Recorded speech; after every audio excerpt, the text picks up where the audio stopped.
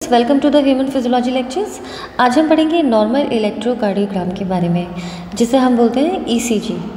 जहाँ भी ईसीजी का नाम आता है ऑब्वियसली हम जान जाते हैं कि यह हमारी हार्ट में होने वाले कुछ चेंजेस को रिकॉर्ड करने का ये एक सिस्टम है। इसके बारे में जानते हैं।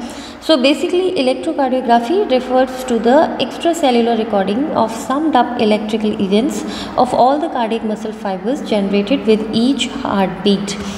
एक हार्ट बीट के साथ जनरेट होने वाले कार्डियक मसल फाइबर में जो भी इलेक्ट्रिकल इवेंट्स होते हैं उसको बॉडी सरफेस से रिकॉर्ड करने का ये प्रोसीजर ईसीजी कहलाता है। बॉडी सरफेस पे ये इतनी इजीली कैसे रिकॉर्ड हो जाते हैं, क्योंकि बॉडी जो है वो हार्ट जो है वो कैसे बिहेव करता है, डाइपोल की तरह बिहेव करता है, और बॉडी फ्लूइड जो है वो गुड कंडक्टर ऑफ इलेक्ट्रिसिटी होती है। तो जो ट्यूब बैटरी की तरह काम करता है, जैसे कि एक्साइटेड पार्ट डीपोलराइजेशन सेगमेंट का काम करता है जो कि नेगेटिव पोल बनाता है, और नॉन एक्साइटेड पार्ट जो है वो पॉजिटिव पोल बनाता है। फाइनली जो बॉडी फ्लूइड से ये पॉजिटिव और नेगेटिव का जो रोल है वो पोटेंशियली रिकॉर्ड किया जाता है ईसीजी के थ्रू। विलियम एंथोवेन, जिन्हें फादर ऑफ मॉडर्न इलेक्ट्रोकार्डियोग्राफी कहा जाता है, इनके नाम से ही एंथोवेन ट्रायंगल, जो हम आगे के चैप्टर्स में आपको लीड्स के जब हम बारे में पढ़ाएंगे तो बताएंगे, ने बताया था, और इन्हें नोबेल प्राइज़ मिला था 1924 में। जब हम ईसीजी इलेक्ट्रोकार्डियोग्राम के बारे में बात करते हैं तो when cardiac impulse passes through the heart, electrical current also spread from heart into the adjacent tissues surrounding the heart. A small portion of current is spread all the way to the surface of the body, and if electrodes are placed on the skin on the opposite side of the heart, then electrical potential generated by the current can be recorded as electrocardiogram. Cardiac cycle की event के through जब ऐसे node से impulse AV node में पहुंचता है तो ये इम्पल्स आगे हार्ट में ट्रांसमिट होता है। इस पूरे ट्रांसमिशन को जो रिकॉर्ड करता है बॉडी सरफेस पे अगर इलेक्ट्रोड्स हैं तो अपोजिट साइड पे जो लीड्स लगाई गई हैं, अपोजिट साइड पे जो इलेक्ट्रोड्स लगाई गई हैं उसके थ्रू पिक करने वाला ये प्रोसीजर इलेक्ट्रोकार्डियोग्राम है। अब हम कैरेक्टरिस्टिक्स ऑफ नॉर्मल ईसीजी के बारे में जानेंगे। So basically it is comprised of 3 main types of waves. First is P wave, second is QRS complex, and third is T wave. So P wave basically caused by electrical potential generated when atria depolarize before atrial contraction. So atrial contraction एक mechanical phenomena है और mechanical event है, जबकि atrial depolarisation जो है वो electrical event है। यानी पी वेव रिप्रेजेंट करती है जब एट्रिया का डीपोलराइजेशन होता है या एट्रियल सिस्टोल होता है। ठीक है। Q R S complex basically ये क्यू आर और एस वेव से मिलके बनता है, और ये पोटेंशियल जनरेट होता है when ventricles depolarise before ventricle contraction, कि जब वेंट्रिकल्स डीपोलराइज होते हैं यानी वेंट्रिकल सिस्टोल में ये रिप्रेजेंट करता है। तो पी वेव और क्यू आर एस वेव जो है वो ये डीपोलराइजेशन वेव्स हैं। T wave it is caused by potential generated as ventricular recover from the state of depolarisation, और this basically phase is represented as repolarisation wave. जब हम इसके ग्राफ को देखते हैं, ईसीजी ग्राफ को, तो ये हमें कुछ इस तरह से मिलता है। This is the P wave, this is Q R S complex, this is T wave. Okay. P wave basically it is representation of atrial depolarisation, Q R S ventricular depolarisation, ये टी वेव है ventricular repolarisation. इसके अलावा इसमें जो x axis होती है उसमें time, और वाई एक्सिस पे इसमें मिली वोल्ट्स होते हैं। ठीक है। जो इसमें स्क्वायर्स होते हैं वो लार्ज स्क्वायर्स होते हैं, और लार्ज स्क्वायर्स में 5 स्मॉल स्क्वायर्स होते हैं। ये चार्ट पेपर इसी तरीके से होता है। ठीक है। इसमें कुछ इंटरवल्स भी होते हैं, कुछ सेगमेंट्स भी होते हैं। इनके बारे में हम डिटेल में पढ़ते हैं। So depolarisation moving towards on active electrode in volume conductor produces a positive deflection. ठीक है। जो आइसो इलेक्ट्रिक लाइन है इसके अबव में जो आपको डिफ्लेक्शन दिखाई दे रहा है इसे बोलते हैं हम पॉजिटिव डिफ्लेक्शन, और जो अपोजिट साइड में आइसोइलेक्ट्रिक लाइन के नीचे की तरफ जा रहा है this is known as negative deflection. Shape and polarity of PQRST waves will vary in different leads. बहुत कई सारी जो लीड्स हैं उसमें इनकी पोलैरिटी की वजह से और शेप जो है वो अलग अलग होती है, वेरी करती है। और ये वेरी क्यों करती है? Due to difference in the orientation of each lead with respect to heart. Respect to heart मतलब हर्ट में जिस तरह से ये लीड्स जो है इनका रिप्रेजेंटेशन होता है वेव्स का, वो अलग अलग लीड्स में अलग अलग तरीके से होता है। वो रिप्रेजेंटेशन जो है वो आगे हम लीड्स के हिसाब से आपको बताएंगे। अभी हम पढ़ते हैं वेव्स ऑफ ECG। तो पहली आती है इंपॉर्टेंटली P वेव। इसका क्या कॉन्फ़िगरेशन है? ये पॉजिटिव डिफ्लेक्शन की वेव है, अपराइट होती है। कॉज क्या है इसका? Depolarisation of atrial musculature. ठीक है। Duration 0.1 second, amplitude 0.1 millivolt to 0.12 millivolt. इसकी क्लिनिकल सिग्निफिकेंस क्या है? इसकी क्लिनिकल सिग्निफिकेंस ये है कि अगर ECG वेव्स में ECG में सपोज ये लार्जर या प्रोलॉन्ग दिखाई दे तो may B it's a condition of left atrium hydrophyte, जिसकी वजह से जो कि मिट्रल स्टेनोसिस के कारण हो जाता है। ठीक है। अगर P wave become tall and peaked with normal duration, बड़ी हो जाए और पीक्ड हो जाए अपने नॉर्मल ड्यूरेशन से, जिससे 0.5 तक पहुंच जाए, जबकि ये 0.12 ही रहनी चाहिए। ठीक है। तो उस कंडीशन में राइट एट्रियम इज हाइड्रोफाइड और ऐसा ट्राइकस्पिड स्टेनोसिस में होता है। ये MCQ क्वेश्चंस हैं, पूछे जाते हैं। ठीक है। तो इसकी क्लिनिकल सिग्निफिकेंस आपको मालूम होनी चाहिए। मिट्रल स्टेनोसिस में या ट्राइकस्पिड स्टेनोसिस में इसकी रिप्रेजेंटेशन कैसी होती है। एक इम्पॉर्टेंट नोट है कि ECG वेव में एट्रियल सिस्टोल की वेव दिखाई नहीं देती है।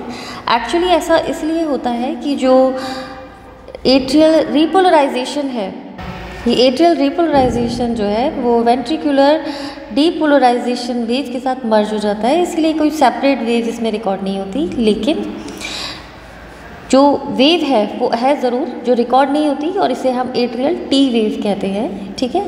ये सेल्डम होती है और किस तरह से दिखाई, जो इसकी ऑब्जर्वेशन है वो कैसी होती है? ये QRS कॉम्प्लेक्स के साथ में मर्ज हो जाती है। ठीक है। इसीलिए सेपरेट नहीं दिखाई देगी। QRS कॉम्प्लेक्स के बारे में हम बात करते हैं और इस चीज़ के बारे में आपको स्पेशली गाइटन में बताया हुआ है। QRS कॉम्प्लेक्स क्या कॉन्फ़िगरेशन है इसका? Consist of basically 3 consecutive waves. Q wave, ये है small negative wave which may be absent quite often, कई बार ऑफनली ये एब्सेंट होती है। ध्यान दीजिए। तो ये है Q wave, this is PQRST। तो ये नेगेटिव है क्योंकि ये आइसोइलेक्ट्रिक इलेक्ट्रिक लाइन की नीचे तरफ आ रही है। R वेव जो है, Q वेव कंटिन्यू होती है एक टॉल पॉजिटिव R वेव के साथ।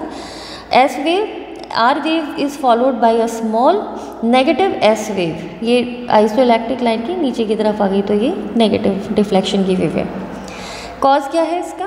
Production of cause ventricular depolarisation. Duration क्या है? लेस देन 0.08 और ये 0.08 टोटल मेजरमेंट है इंटरवेंट्रिकुलर कंडक्शन टाइम का। एम्पलीट्यूड अगर तीनों वेव को एडअप किया जाए तो 1.5 टू 1.6 मिलीवोल्ट का इसका एम्पलीट्यूड रहेगा। ये पूरा यहाँ तक एम्पलीट्यूड रहेगा। क्लिनिकल सिग्निफिकेंस अगर हम इसकी जानें तो क्या होता है कि मायोकार्डियल इन्फेक्शन की कंडीशन में इसका एम्पलीट्यूड ज़्यादा हो जाता है, 0.2 मिलीवोल्ट। डीप Q वेव आती है। ठीक है। वेंट्रिकुलर अगर हाइपरट्रॉफी है तो इसका एम्पलीट्यूड ज़्यादा हो जाता है, 1.3 मिलीवोल्ट। टॉल R वेव आती है, डीप Q वेव आती है जो कि यूजुअली नहीं होती। ठीक है। ये Q wave. Tall R wave कब आएगी? जो वेंट्रिकुलर हाइपरट्रॉफी होगी, जो उसका एम्पलीट्यूड है वो बहुत ज़्यादा बढ़ जाएगा। पेरिकार्डियल इफ्यूजन या हाइपोथायरॉयडिज्म की कंडीशन में लो वोल्टेज QRS कॉम्प्लेक्स बनता है, तो टोटल सम जो है एम्पलीट्यूड का वो कम हो जाता है 1.5 मिलीवोल्ट से, जो कि इसका नॉर्मल है। अगर कोई बंडल ब्रांच ब्लॉक से रिलेटेड डिसीज़ है तो उसमें QRS कॉम्प्लेक्स जो है वो प्रोलॉन्ग हो जाता है। ये सारे MCQ बेस्ड क्वेश्चन हैं, पूछे जाते हैं और आपको इस क्लिनिकल सिग्निफिकेंस QRS कॉम्प्लेक्स की मालूम होनी चाहिए। नेक्स्ट आती है T वेव। क्या कॉन्फ़िगरेशन है इसका? It's a positive dome shape deflection है, लास्ट वेव है ECG की, एक साइकिल की। कॉज है it represent ventricular repolarisation. Duration क्या है, अप्रॉक्सीमेटली 0.27 सेकेंड का होता है। एम्पलीट्यूड 0.3 मिली वोल्ट होता है। क्लिनिकल सिग्निफिकेंस अगर इसकी माने क्या है, इन्वर्टेड टी वेव, तो यानी साइन ऑफ मायोकार्डियल इस्चीमिया और इन्फाक्शन, यानी पॉजिटिव डिफ्लेक्शन की वेव जो है वो नेगेटिव डिफ्लेक्शन में आती है। टॉल और पीक टी वेव जो है वो अक्सर हाइपर कैलीमिया की कंडीशन में प्रेजेंट होती है। तो ये सारी क्लिनिकल सिग्निफिकेंस बहुत इंपॉर्टेंट है, क्वेश्चंस में पूछे जाते हैं। Next is you wave. So configuration क्या है इस यू वेव का, यूजुअली जो है वो राउंड पॉजिटिव वेव होती है, कई बार अपेयर होती है, कई बार अपेयर नहीं होती है। क्या कॉज है इसका, अगर due to slow repolarisation of papillary muscles, जो वेंट्रिकल्स की पैपिलरी मसल्स हैं उसके रीपोलराइजेशन की लास्ट फेज है ये, उसको रिप्रेजेंट करती है। Duration 0.8 second, amplitude 0.2 millivolt, significance rarely seen normally. और अगर ये बाई चांस प्रोमिनेंटली ईसीजी में शो होती है तो यानी प्रोमिनेंटली ये प्रेजेंट करती है कि पर्सन सफ़र फ्रॉम हाइपोकैलीमिया। अब हम पढ़ते हैं इसके इंटरवल्स और सेगमेंट्स के बारे में। तो इंटरवल्स और सेगमेंट्स के कौन कौन से होते हैं ईसीजी के। इंटरवल्स में आइसोइलेक्ट्रिक लाइन प्लस वेव्स दोनों इन्वॉल्व होते हैं, जबकि सेगमेंट्स में सिर्फ आइसोइलेक्ट्रिक लाइन ही प्रेजेंट होती है। ठीक है, यानी सेगमेंट्स में कोई भी एम्पलीट्यूड नहीं होता, जबकि इंटरवल्स में जो है वो ड्यूरेशन भी आएगा। ठीक है, ड्यूरेशन के साथ एम्पलीट्यूड भी। सो इंटरवल्स में आइसोइलेक्ट्रिक लाइन्स और वेव के साथ में जो टाइम ड्यूरेशन है वो काउंट होगा, जबकि सेगमेंट्स में जो है वो दो वेव्स के बीच में जो आइसोइलेक्ट्रिक लाइन है उसका टाइम ड्यूरेशन काउंट होता है। ठीक है, so it is measured from onset of P wave to the onset of QRS complex. वापस से ध्यान देंगे,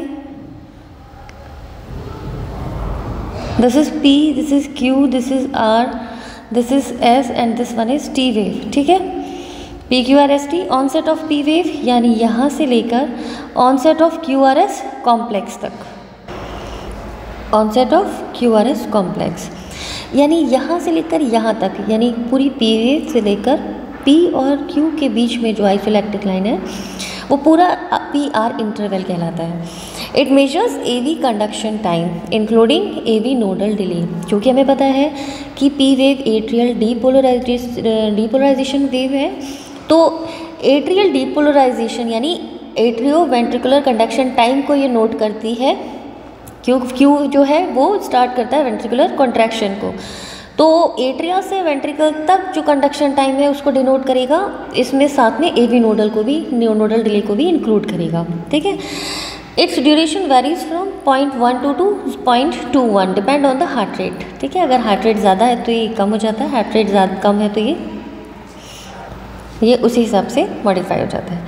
सो क्लिनिकल सिग्निफिकेंस क्या है इसकी कि अगर किसी वजह से प्रोलॉन्ग है पी आर इंटरवल, ये बढ़ जाता है इसका time duration, it indicates A V conduction block, यानी एट्रिया से वेंट्रिकल में जो इम्पल्स का कंडक्शन हो रहा है उसका टाइम जो है वो बढ़ गया है।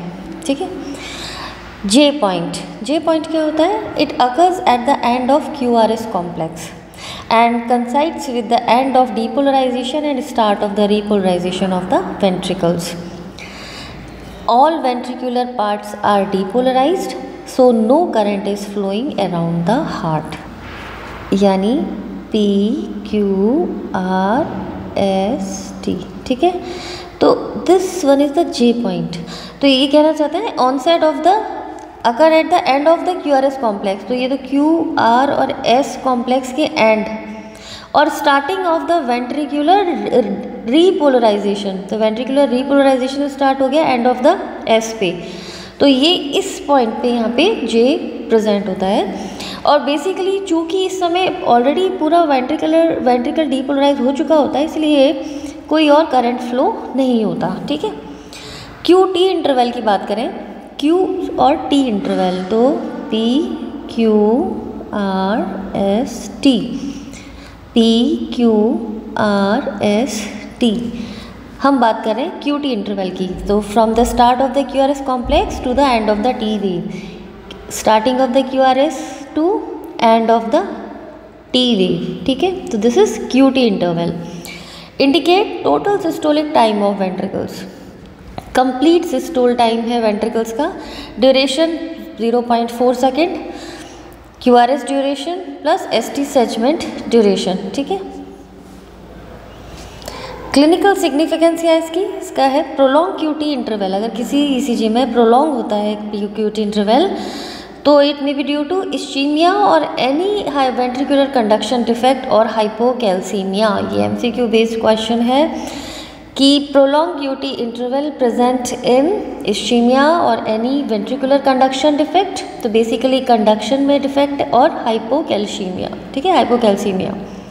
नेक्स्ट आता है TP interval, measured from the end of the T wave to the beginning of the P wave, suppose TQRST, ठीक है, और यहाँ से वापस से दूसरी साइकिल शुरू, तो ये T है और ये P वेव है ना, तो इसका टाइम ड्यूरेशन होता है end of the T wave to the beginning of the P wave, यानी this is TP interval. And it measures the diastolic period of the heart, ये हार्ट का डायस्टोलिक पीरियड मेजर करता है और उसके बाद नई साइकिल फिर से बिगिन होती है एट्रियल कॉन्ट्रैक्शन से।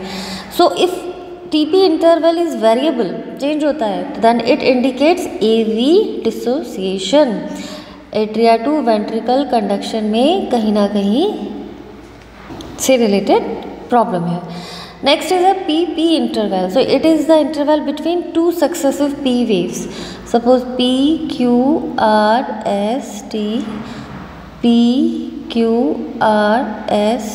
ठीक है।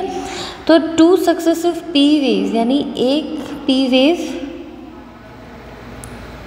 से लेके दूसरी P वेव, तो इक्वल इंटरवल अगर P वेव्स के बीच में आ रहा है, यानी जो डीपोलराइजेशन ऑफ एट्रिया है वो रिदमिक है। और अगर ये ECG में रिदमिक ना आके कुछ बार ब्लॉक्स कम आ रहे हैं या कुछ बार ब्लॉक ज़्यादा आ रहे हैं, तो उस कंडीशन में ये एरिदमिक हो जाएगा, यानी जो एट्रिया का जो रिदमिकल डीपोलराइजेशन है वो रिदमिकल ना होके एरिदमिक हो जाएगा, ठीक है। उसके आगे एसोसिएटेड डिसीजेज होते हैं उससे रिलेटेड। ST सेगमेंट की जब हम सेगमेंट की बात करते हैं तो इसे आइसोइलेक्टिक पीरियड होता है between the end of QRS complex PQRST, तो ये क्या है end of the QRS complex and beginning of the T wave. तो ये T वेव है, ये QRS कॉम्प्लेक्स है और इसके बीच में ये जो आइसोलैक्टिक सेगमेंट है इसे हम बोलते हैं ST सेगमेंट, ठीक है। तो its duration is 0.04 to 0.08 second, corresponds with ventricular repolarisation, ये वेंट्रिकुलर रिपोलराइजेशन फेज स्टार्ट होती है यहाँ पे। क्लिनिकल सिग्निफिकेशन क्या है, अगर ये ST सेगमेंट एलिवेटेड हो जाता है यानी अपने नॉर्मल इस ड्यूरेशन से बढ़ जाता है, तो may be the person suffer from myocardial infection. ये अच्छा MCQ क्वेश्चन है, ठीक है, कि elevated ST segment and ECG may be due to consequence dot the development of myocardial infection. ST interval की बात करें तो basically ST interval is the time from the end of the S wave to the end of the T wave. This is PQRST. So PQRST, तो end of the S wave to the end of T wave. Okay. So this is P wave, this is QRS complex, this is starting of the S wave, this is the end of the S wave, then this is the end of the T wave, ठीक है। इस duration 0.32 second और represent करती है ventricular repolarisation को। तो I hope कि अगर आपसे ECG की वेव्स, इंटरवल्स और सेगमेंट से रिलेटेड और उसकी क्लिनिकल सिग्निफिकेंस से रिलेटेड क्वेश्चंस पूछे जाएं तो आप उनके आंसर्स दे पाएंगे। इसी तरीके के और लेक्चर्स देखने के लिए please like and subscribe my channel. Wish you all the best, good luck to you, best of luck, thank you.